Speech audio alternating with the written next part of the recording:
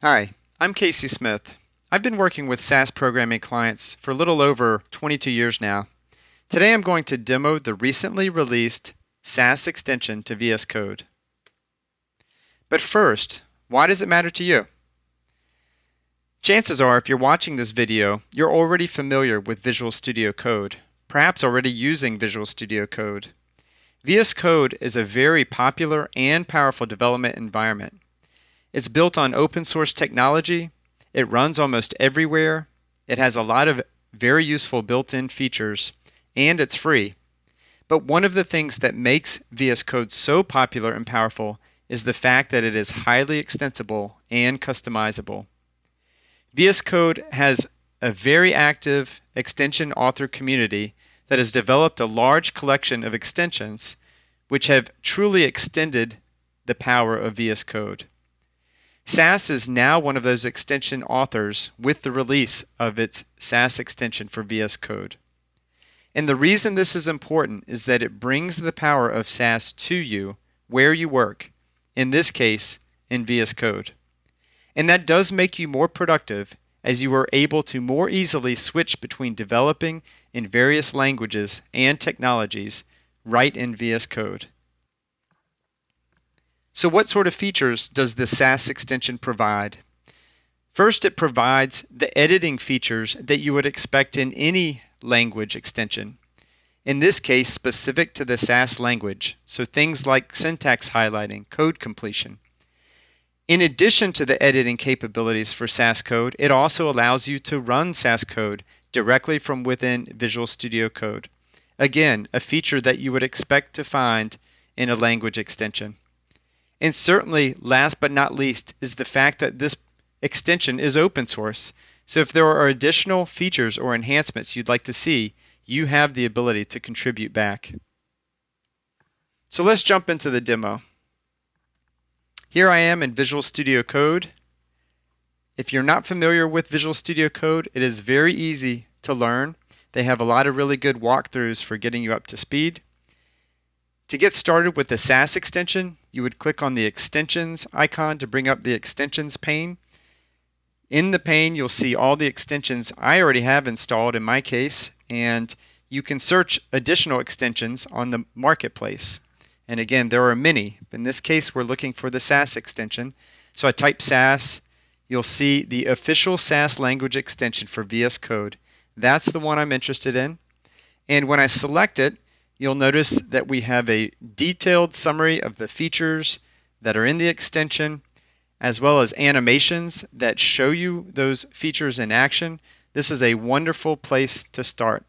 It also provides assistance on how to configure for submitting the code against servers, how to contribute back to the extension. Installing the extension is as easy as clicking the install button. When you click the install button, it very quickly installs.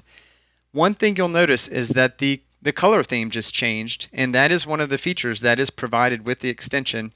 The extension provides the SAS Light, SAS Dark, and SAS High Contrast themes. These are the same color themes that are delivered with SAS Viya software. So whichever one you prefer, you can select. And now that the extension has been installed, you can start developing SAS code. So let's click File, New Text File.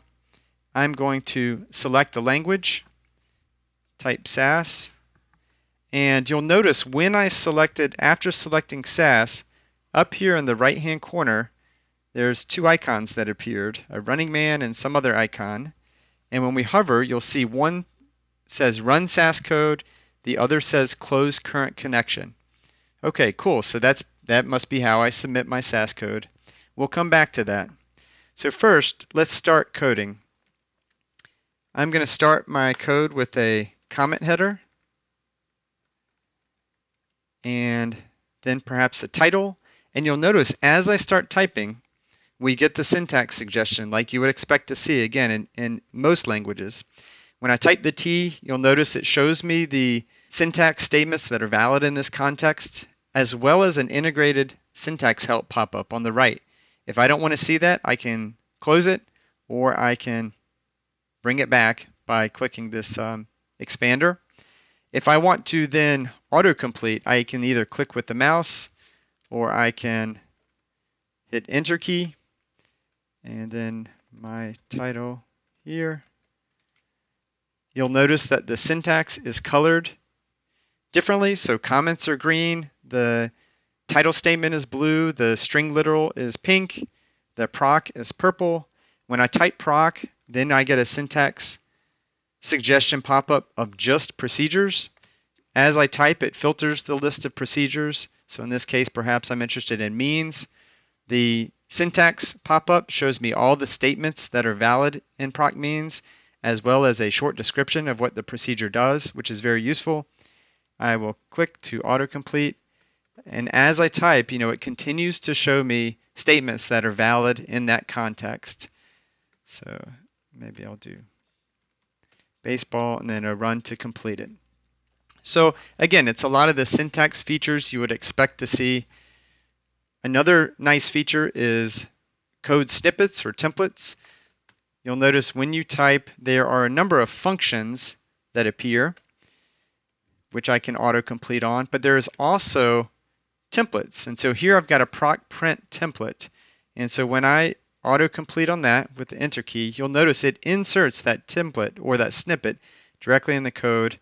A simple proc print in this case, one that's a little more useful is perhaps DS2.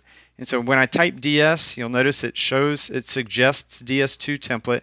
I get a preview of the template on the right-hand side, and then when I autocomplete, it inserts that template directly at that location in my code, which is very useful. I also want to show the code folding. I'm going to open a recent file that I was working with, a larger SAS program, and you'll notice that we've got a number of procs, data steps in here, and when you hover over this gutter, you'll see that each one of these procs and data steps are collapsible regions, which is very useful. And what's even more useful is the fact that you can create user-defined regions. So here I'm going to do, and the way you do a user-defined region is with a region keyword, and then I can provide a descriptive label like setting macro values. And then I will end that region with an end region keyword. And now you'll notice when I look in the gutter, there is now a collapsible region, and I can collapse that just like I could a proc or a data step region, which is very useful. The other thing that is neat about that is, well, when you look in this outline view,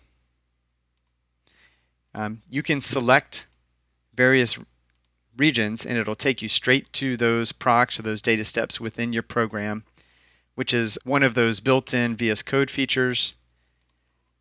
I also like the fact that we've got the mini map on the right-hand side. So if you're navigating a large SAS program, this is another feature built into VS Code that is extremely useful. And another personal favorite of mine is the ability to change all references. So if I wanted to change one of these macro variables, I could right-click and say change all occurrences, and I might type my data, and you'll notice that it has inserted cursors everywhere it found that macro variable reference. And as I type, it's changing all the locations, which is, I find, very convenient. So those are some of the editing features. The next thing is, okay, so I've edited my SAS code, I got it where I want. Now I want to run that code. So what happens when I click the Run SAS Code? You'll notice on the right-hand side, I get this error, SAS server host in settings is required. Okay, so there's some setup that is required to be able to actually submit SAS code using the extension, which makes sense because I never supplied a server to actually run against. So if I go back to the extensions list, right-click on the extension and say extension settings, it'll take me to the settings specific for that SAS extension. I could have also gone to File, Preferences, Settings, and then navigated specifically to the SAS extension. This way is nice because it filters it just to the SAS extension settings. And in the SAS extension settings, you'll notice that there is a host, the full URL of your VIA server. I will grab my VIA server, In this case, I'm using a VIA 3.5 server. It works with both with VIA 3.5 and VIA 4. And then I have to authenticate to that server. And there's really two ways of doing that. Well, three ways, either a password grant or an authorization grant or a client credentials grant. And we highly recommend using the authorization code grant, which in the use of a token file. So in this case, I've already created an access token and stored it in a file.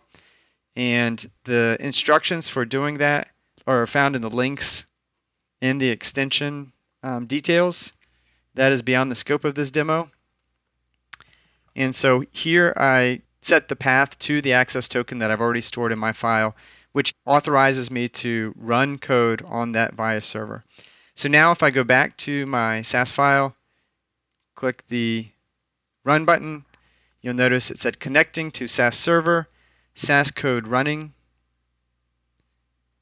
and now you'll see I get my results on the right hand side. I get the log in the output window. And a couple other things I want to show. Let's say I've got here in my Explorer pane, I've got a whole collection of SAS programs that I'm working with. So I've got this other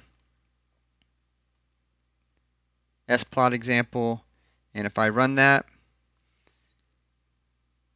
I want to point out two things. One is that the log gets appended to the output. So the log continues to append. If I want to clear the log, I can click the Clear Output button or right-click and say Clear Output. And you'll notice that every time you run code, a new Results tab is created with the results of that run. So in this case, I've got the histogram of sepal length here. You'll notice that the output is in light theme. So maybe I want to change that. The extension automatically submits an ODS HTML5 statement for you, and it does not specify a style, so it picks up the default style. So in this case, I'm actually going to close the HTML5 statement that the extension opens, and I'm going to open up a new one with the style equal to ignite. And then when I run, you'll notice that it is generating HTML5 ODS results with the ignite style that I specify. And if you look at the log, you'll see that's the ODS HTML style that the extension added, and here's where I closed it and did my own. And now you'll see that the ODS results fit more with the theme that I have chosen. Another thing I want to point out is while I can click this running man, what I would actually like to do is have a keyboard shortcut. And one of the really cool things about VS Code is that you can customize the keyboard shortcuts for almost any command. So here if I type keyboard and open keyboard shortcuts, I can type SAS session, and you'll notice it shows me the commands for running SAS code, run the selected code. So I'm going to add F8 as a keyboard shortcut for running the SAS code, and I'm going to add Shift F8 for running the selection. Shift F8. Okay. So now when I go back to my program, and if I want to run this now, I can just hit F8, and you'll see in the bottom right hand side the SAS code is running. And then when that's done running, the results pop up on the right. And I can also run just a selection. So if I select just this G chart, I already had the ability to run the selected SAS code from the context menu. And you'll notice that the fact that I've associated those keyboard shortcuts, it now shows up in the context menu as well. So if I'm back here, I can just type Shift F8, and it will just run that selection, which you'll see in the results as well. So that is a quick demo of this extension in VS Code. It is very useful, again, for managing and developing SAS code right in the VS Code environment, and as well as getting all the features that come along with that. for example, the Git integration and a lot of the other editing features that I've shown. So here are a couple links to more resources for the VS Code extension. You can find it in the marketplace on the website, as well as the GitHub repository. And the GitHub repository is here on GitHub, and there is a contributing page which shows you how to get started on contributing. So I hope you'll check out the SAS extension in VS Code. It is a very useful tool for developing SAS code in a very popular development environment. Thank you.